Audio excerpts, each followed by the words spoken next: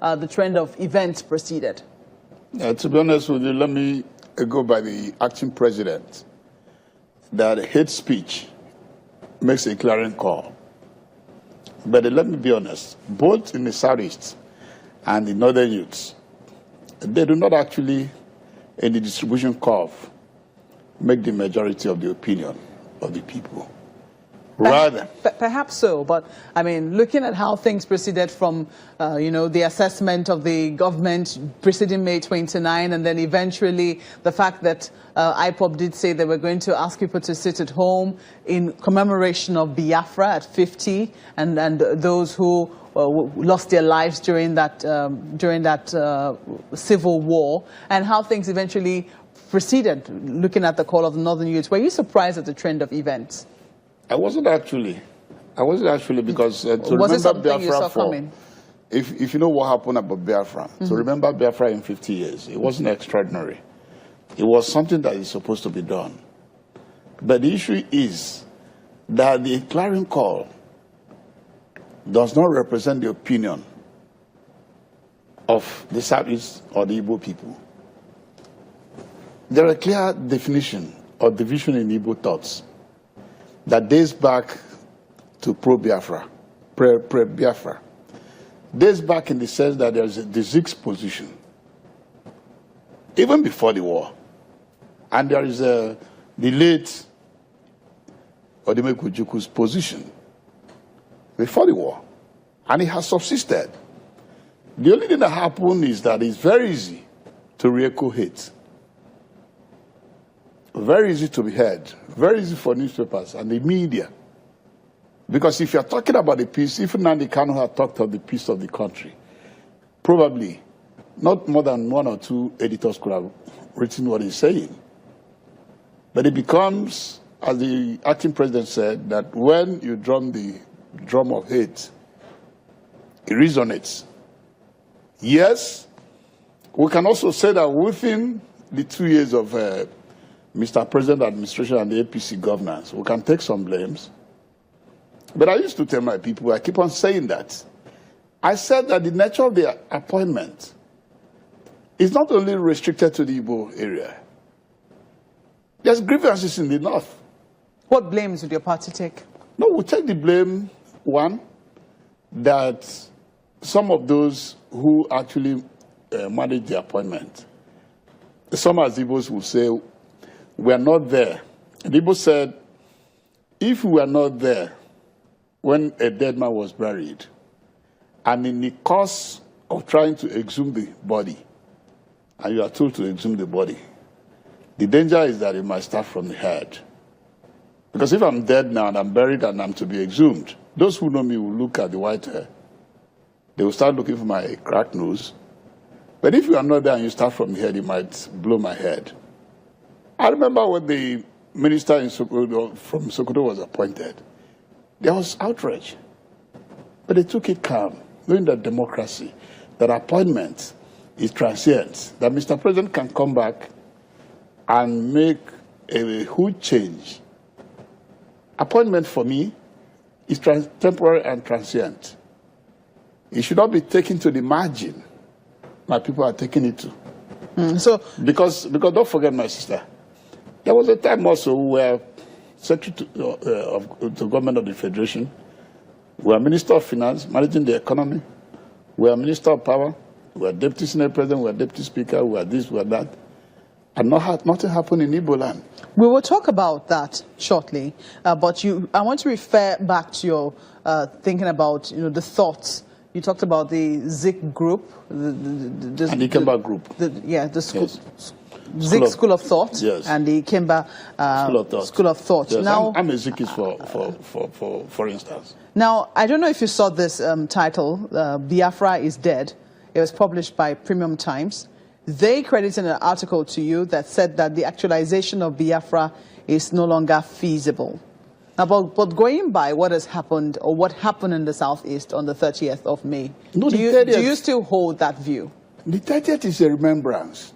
And luckily, I praise the organizers, Nnamdi Kanu and co., for not saying that it is a demonstration on the streets. To see that home is one of the good side of what they did, remembering 50 years of Biafra. But at the same time, why I said that to rejuvenate Biafra is a foreclosed issue is that I have talked to a spectrum of the Igbo people. And I know if there's a referendum in Igbo land today, what pains the Igbo people is they need an extra one state or two. Because they will tell you that they have 15 senators, while the other regions have 18. 21. That is concrete. Number of local governments, especially when they have become an index of distribution of federal revenue. That is what I know. And I keep on telling them that I believe with what I've talked to the friends in the north and in the southwest and south, that if we place that single major issue on the table, the Nigerian people will consider it. I brought this pamphlet. I wrote this pamphlet. I'll leave it with you when I'm leaving.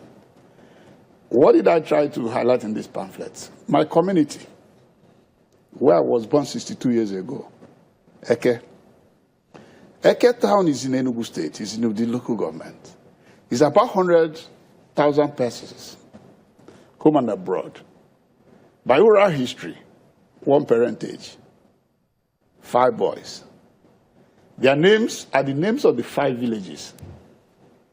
That community has 98% Catholics, not just Christianity, but the Catholic sect.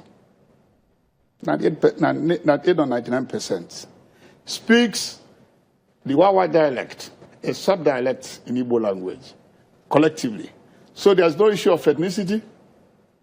There's no issue of religion. There's no issue of different mother, one parentage, father and mother, by oral history. But it's more divided than the country. Why? Because sometimes, in 1998, the paramount ruler died, and the next village wanted to have their turn. Because of that chieftaincy tussle, but I'm trying to drive you to what kind of re-echoes and dominates people's mind. But as the acting president said, this is one of the trying times. A time that tries the soul of man. A time that we'll have to look inwards. Whether actually the problem we have in Nigeria, whether the hunger is located only in Igbo land, whether the gross unemployment is only located in Igbo land. From all these are the issues. Mr. Okechukwu, from some of the articles that we have seen, you seem to summarize all of this about politics of 2015, politics of 2019, and perhaps politics of 2023. Is that right? No, that's not what I'm saying. You think it goes beyond that? Let me tell you where the politics is connected. Because when we do this kind of canvas, some people will tell you, don't talk about the previous regime. You have stayed 2 years, start doing something. But they are talking of 50 years ago. The man or the lady who is telling you, sister, don't talk about Jonathan years. The friction in the land is because of hunger, poverty, gross unemployment, engendered and created by the regime. Because between 2009 and 2014, we have enough that could have stabilized the country, that could have brought critical infrastructure. I asked one of my friends, I don't want to mention name here, he's from Niger Delta. He said, oh, sister, do you know how much I get every month while Jonathan was there? I said, for doing what for the Nigerian state? Just quickly, though, I mean, because you've talked about how, there was marginalization, especially in appointments, and you think that your party can take some blame there. Yes, because but it's not peculiar. It's not peculiar. But you have also been talking, you've been talking about the politics of 2019, and you have asked the Igbo people to wait till 2023. Yes, I do so. Why 2023? I even started in 2014 when the Southeast Caucus of the APC met. I told His Excellency, Governor Rocha Sokracha, don't run. Let's meet Mr. President, then a candidate, an aspirant, or former Vice President Atiku Abubakar, or Kwankwaso, or Simon Dazaya, any of them of your choice. Let the Igbo delegate meet them. And in politics, sometimes you have to discuss. And say, okay, we want so ministries. We want the chairman of the party or so. We are not running because we are trying to obey the zoning convention. Because in political domain, there's the law with its legal teeth. There's the convention with its moral weight. You talk about zoning convention. Your party doesn't exactly enshrine zoning formulas done by the PDP in its own constitution. No. In convention, it's not written. That's why, like in the UK, they tell you that the British, the UK, they run unwritten constitution. So your party is sensitive to it? If my party is not sensitive to it, why is it that the Minister of Aviation is not the Vice President to Mr. President? Why did we say that the North Central should produce the Senate President? Why did you say that? So what I'm saying is that in political discourse, I told them, I said, look, I told Governor Korocha then, I said that in 1999, the northern political elite, out of concern for the continued corporate existence of Nigeria, said, please, the North will not present a candidate. The then PDP had to postpone their primaries of February on a Saturday to Sunday. What were they doing? Horse trading, begging somebody like late Alhaji Rimi, Bakarimi, to step down. They were doing the same thing in Kano. The late the Oloye, Dr. Abubakar Shola Saraki, was at the verge of winning the APP then, it's called APP, presidential candidature. And they pleaded with him until Sunday. He stepped down, then they were to raise the Minister of Science and Tech. I don't know what happened. He now became Chief Olufalaye versus Obasanjo. So are you just saying that your party is being hypocritical then when they do not enshrine this in their constitution? If they realize that it is quite important to the Nigerian people. The convention. And perhaps your success at the elections. If we're lucky, I told them, President Muhammad Buhari goes for another election and wins. The totality of the North, they don't need to find it written. It's not written, it's a convention. It's the law that you insist on writing A and B. But in a convention, in the political domain, any political party, especially the majors, in 2023 will not produce a northerner. What will be the outcome? They will shop in the South. And if you are shopping in the South, going by equity and justice, the Igbo stands the greatest chance of pleading our brothers in the Southwest. We said, ladies and gentlemen, you've done 8 years. In the course of the Fourth Republic, when we even talk of 1960, it becomes our premium rises. And we tell our brothers in the South side, you've done 5, 6. Mr. Okechukwu, I'm afraid the only one in the South that had not been nominated as a presidential candidate and become president. I'm afraid I'll have to interrupt you at that moment. We'll have to take a moment now. When we return, we'll focus on the work Mr. Okechukwu has been doing as the Director General of the Voice of Nigeria. Just stay with us.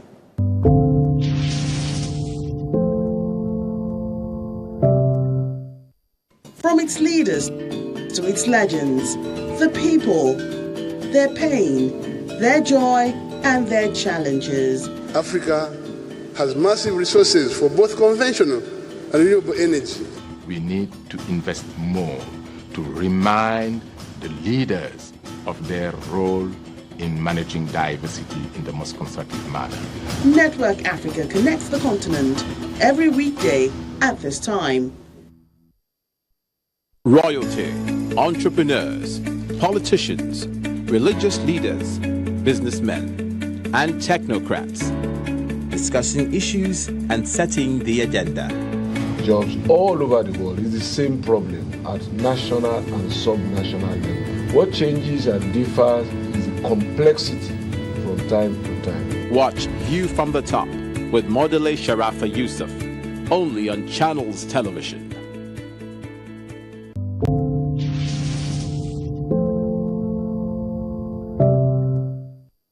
Welcome back. Mr. Osita Okechukwu is our guest tonight on Hard Copy. We've been talking about the recent state of events in the polity and what his party could have done differently. Just before we get to your work as the DG of the Voice of Nigeria, you made reference to if President Buhari decides to run in 2019. Are you one of those who thinks he can still run in 2019? What right? I'm one of those because the fact that he's sick now do not foreclose his getting healthy. Even if he gets healthy, I mean, we do pray that he gets healthy. But my point is, I mean, don't you think that he's rather elderly and perhaps should be offering advice from the back room, perhaps? No. What a lot of people. I was trying to do that in the Southeast to let the people know that President Muhammadu Buhari is carrying on a silent revolution because the Nigerian state cannot stand properly without critical infrastructure in place. Are you saying that he's the only one who can carry out, the infrastructure development and what have you on behalf of your party? He can't be the only one. Yes. He can't be the only one. But what I'm saying, he has uncommon integrity quotient. Uncommon. Yes, we can say we're even more transparent than him, but he has demonstrated it severally. So what I'm saying is that when you start a foundation for a diverse country with abundant resources that have been wasted over the years, and some other individual could waste again, you are trying to borrow over $30 billion, and you leave it hanging. This is not the first time we're borrowing, but this is the only time we're borrowing that was tidied up. In other words, even the creditors know that they're not even coming in cash. Mr. In Mambila, if you read the details of about the $5.8 billion that will be borrowed from Mambila Plateau to generate over 3,000 megawatts of electricity, you will see how needed it is. Nigerian people would benefit highly if for 8 years, a solid foundation, because a lot of people, they say that the federal government of Nigeria had done this, they have done that, but they never ask themselves, why is the state in a state of decay? Mr. Okechukwu, that is not speaking to presenting President Buhari as a candidate for the APC in 2019. Don't you think that you're being sycophantic when you say that he can run again in 2019? No, what I'm trying to avoid, my sister, otherwise, I would say, okay, give me. What I'm trying to avoid is that a solid foundation is needed. Let's quickly look at your work in VON, Voice of Nigeria. Now, there is general distrust of government-owned media outfits. I'm sure you're aware of that. I don't know. You didn't think that before you came on board, there was people did not quite trust government media outfits, or thought that the government media outfits were too partial to government, as it were? No. Look at the actual position about the Voice of Nigeria. The major function is to protect, promote Nigeria's image and foreign policy. Well, I get that. So we're not campaigners. I get the function of presenting and promoting Nigeria's image, but yes, it has to be a true image. It doesn't have to be a rosy image of a place where everything is going well. It has to be a place where, voices of dissent can be heard. Isn't that right? No, I told them when I came, look, ladies and gentlemen, yes, on the high tune, I cannot say there are no bad things or breaches or infractions in Nigeria. But I told them, start looking for the good news. They were surprised when I went to Kano. After discussing with them, we started going around. We went to Grema oil mills. Mr. Okechukwu, I'm sorry to interrupt you. Are you saying that Voice of Nigeria under your watch is only going to be promoting good news? No. Our business is defined. What is going on in Nigeria? And in managing what is going on in Nigeria, it's not for me to allow them to start talking, oh, they fought in the National Assembly. No. Those kinds of news will not be carried if truly that's what happens?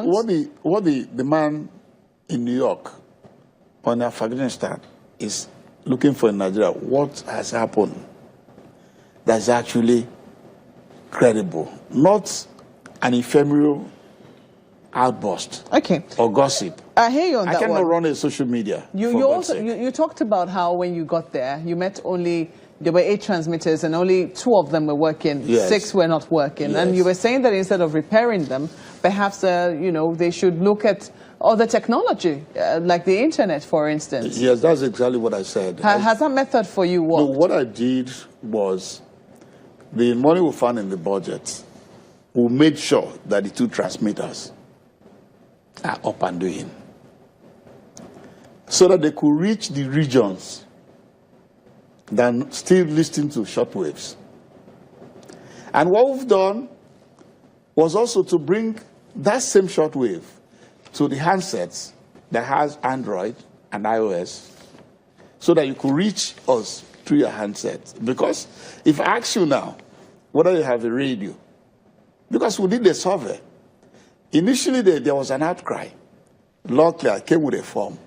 I said, please, if you have a brother in New York, or in California, or in Texas, or in Britain, or in Germany, or in India, please, let's have them and their numbers. And they wrote. What is the question? The question is, you ask your brother or your sister that is there, for the past 1 week, have you listened to radio? If I tell you that over about 6 said they didn't. But if you say yes, who said, is this shortwave? Majority said no, in North and Southern America, in Europe, in Asia. Yes, in Kano, in Mali, in Niger. People, yes, they're listening to shortwave. If that was the outcome of your survey, where people are not listening to shortwave, do you see the relevance of one then? No, the relevance is this, that we have met with the foreign ministry, our own foreign ministry, and they have told the missions abroad to do us a linkage with the FM stations, which mostly those people listening on radio, on their car radio. So we have entered into agreement and joint news exchange with FM stations in those countries in order to bring our shortwave down to the people, because most of them do not have a radio set anymore. Then we now developed our own internet so that our website is now a real broadcasting website. Okay, so Yes. perhaps we can give you that. Just quickly, though, I'm just going to ask you this as a wrapping-up question. What do you think, for you, is the path to true national integration? That's a good question. First and foremost, a deep thought on how will the majority that still believe in the country should not be converted by those whom, as I said, had never asked the governor of their states what is happening to the budget. But they pay attention to the sector. And in the distributive curve of federal allocation, the state and the local councils get about 48%. Are you optimistic about restructuring? On one leg. First, if you want to appease the Southeast, give them one state and more local governments. Because the Nigerian states had about 3 conferences. The Abacha conference of the middle 90s, I think it was 96, 95, 96, was the hottest. And the Southeast region, who went with the toughest team, who set up a secretariat led by the former Vice President, Alex Ekweme. Region was placed on the desk for voting day. It failed. We have run out of time, and I was hoping that you'd just be able to quickly summarize that. But we have to thank you for coming on Hard Copy. I've been speaking with Mr. Osita Okechukwu, who is the Director General of the Voice of Nigeria. That's the program. We appreciate and look forward to feedback from you using the handles on our screen. Thank you for watching. I'm Maokbe Ogun. See you next week.